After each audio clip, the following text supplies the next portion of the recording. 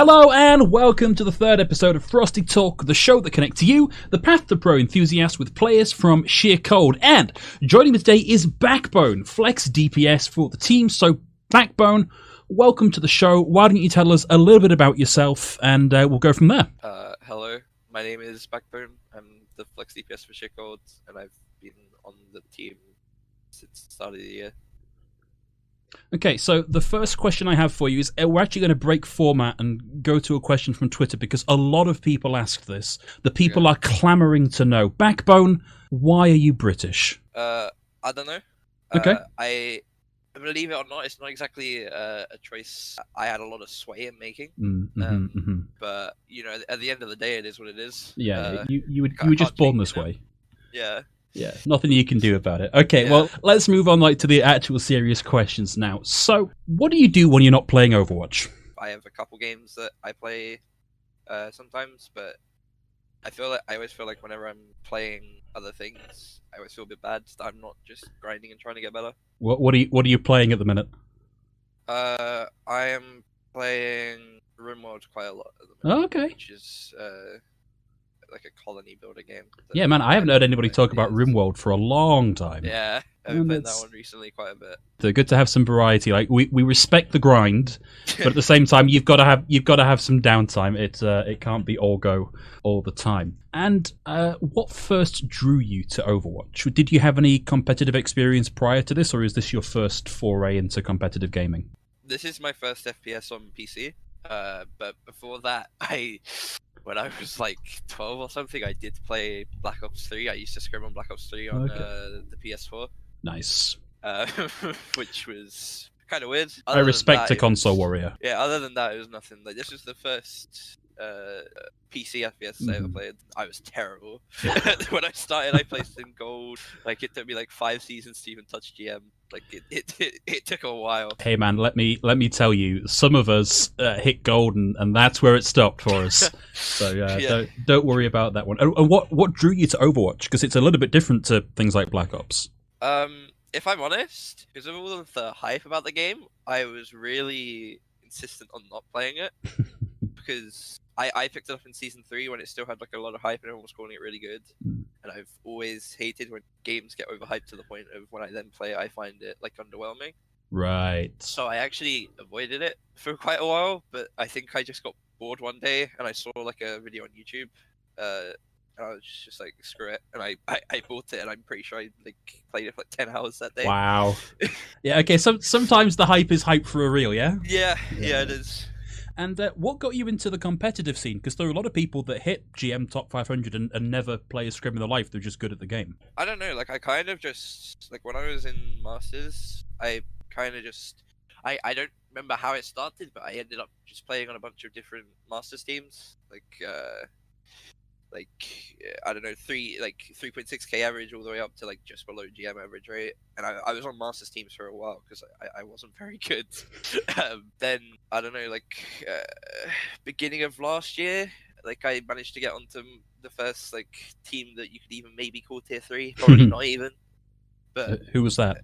It was Nocturnal Aspect. I don't think I'd call it a tier 3 team, but I vaguely remember Nocturnal Aspect. Yeah, you know, kind of. But it was really just like wanting to play with like friends and stuff to get into the competitive aspect in the first place, just because I found it fun.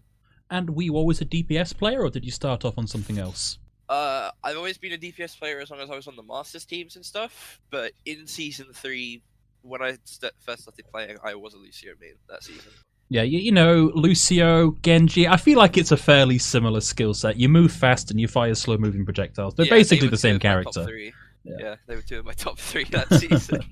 So, you know, you've been with Sheer Cold since the start of the year. Let's call that roughly the start of your competitive your competitive career. What's been the highlight of that so far? Breakable Barriers, like the very start of joining this team, like when it was still Indignation, was really special to me because I was kind of just there because they needed someone and they couldn't find anyone. Like, not necessarily because they thought that I'd do well or anything. Yeah. And I played like pretty well that tournament. It went really well. There were there was one reverse sweep and then there was another 3-2 series, which was really fun. OD was also really enjoyable. because we kind of played really bad all of the regular season. We barely made it into playoffs, even though we had these like expectations of us. Yeah. And then during playoffs, we already dropped one map, and that was a fun weekend. That was really enjoyable. It's a lot of fun just walking through and just winning everything. Yeah, suddenly turning on the try-hard switch and winning just when you needed to win, yeah?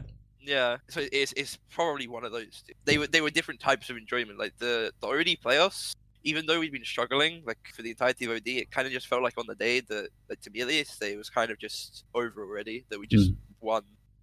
Like as I said, we only dropped like one map the entire time, like in every game we played.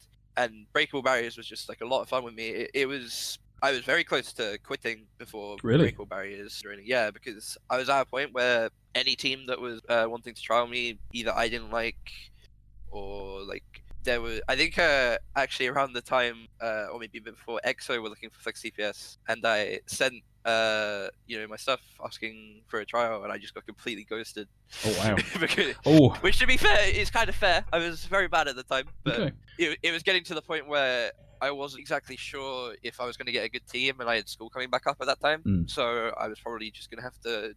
I was probably just going to focus on that. But then Breakable Barriers happened, so I'd have to say that's probably my favorite moment, because if not, nothing else would have happened. And I think that's interesting for somebody that is a Flex DPS player. Breakable Barriers for me feels like a real turning point, because it's a celebration of the fact that double barriers kind of went away, and suddenly a lot more Flex DPS options became viable. But I think Flex DPS in particular seems to me like a really difficult role, because you've got to manage so many different projectile speeds and abilities to stay relevant. How do you keep on top of that? Well, the hard part is when there's like a massive change, like Hanzo's speed change. Like that's really hard in my opinion. I'm still kind of getting used to that, because I've not really had much of an excuse to play Hanzo until recently in scrims. And in ranked, it's kind of just, whatever. I don't know. I've always found it fairly easy to keep up with the changes, because at the same time of them getting changed, I'm still playing them in ranked all the time. Like I have so much Echo playtime in ranked, even when she's not that great. And I have a lot of hit scan playtime in ranked too. I've got a lot of hit scan playtime in ranked. So if we ever feel like we need to play double hit scan, I'm not that uncomfortable on it. Okay. Yeah, you think you can possibly pick up that Ash Widow if you absolutely have to in a meta. Yeah. Okay. Yeah, cool. and I have done before when it's needed. Yeah. I don't know if it went well, but I definitely have done it for us before. It happened. That's the main thing. Yeah. Cool. So, Masters teams, Open Division, Trials, and now a couple of seasons successfully in Contenders without dropping back down into Trials. That's a nice straight line progression. Is going pro, is hitting Overwatch League your ultimate goal for this? Yeah. Yeah, okay, I mean, it cool. is like, I don't think I'd still be going if it wasn't. I don't think there'd be much of a reason to keep going, right? Like, sure. Yeah, I mean, at the end of the day, like for most people that are playing in Contenders, Overwatch League is probably the final goal, right? Yeah. Like if you think about it, most of the people who stop playing in Contenders are just retiring because other reasons. So whether or not they think they don't make Overwatch League or real life stuff or whatever, right? But yeah, I'm hoping the Overwatch League is in my future, but I need to get way better first. All right, buddy. Well, we've all got our fingers crossed for you. That's for certain. So, what do you think the most important lesson that you've learned, and that can be about the game or about life in general, on the path to pro and in your time working with Sheer Cold? I think that competitive play, and Sheer Cold specifically, has helped me a lot when it comes to I used to be a really toxic teammate, a really toxic teammate, and Sheer Cold has helped me with that quite a lot. It's something I'm obviously still working on, because it's the type of thing that you have to endlessly work on. If you stop, you slip back. It's good that you recognise that, and I feel like from having spoken to a few teammates of yours that you wouldn't last long in Sheer Cold if you were like consistently toxic the entire time. But yeah, I don't know, like helping me deal with that stuff, like that's not only helping me like as a player and a teammate, it's just helping me as a person. Like, and everyone on Sheer Cold has always been like so nice about it. Like Spilo especially before he left, like he was massive help to me. Connor as well, G, like one of our other coaches, has been a massive help with that to me. That's great. Yeah, and that's really helped me both like in game and out. Like, yeah, I'm a lot better at expressing things now than I would have been like 6 months ago. Cool. So, one last thing on like the personal side of the questions here before we start looking at like team stuff.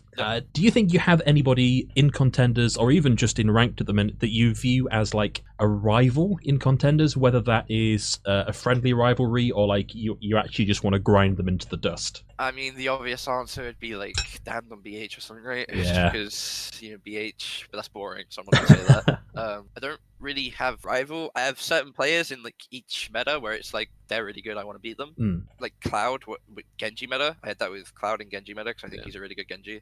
I think that's really healthy. That's not letting one person get in your brain. That's just wanting to be the best that you can be. Yeah, I don't really know if I have. I wouldn't know if I'd say that I have like one person that like I'm just like, yeah, I gotta be that guy, or I've gotta go. Like it's gotta happen, or I'm gonna. Okay, right. So let's move on to the more general team questions. So yeah.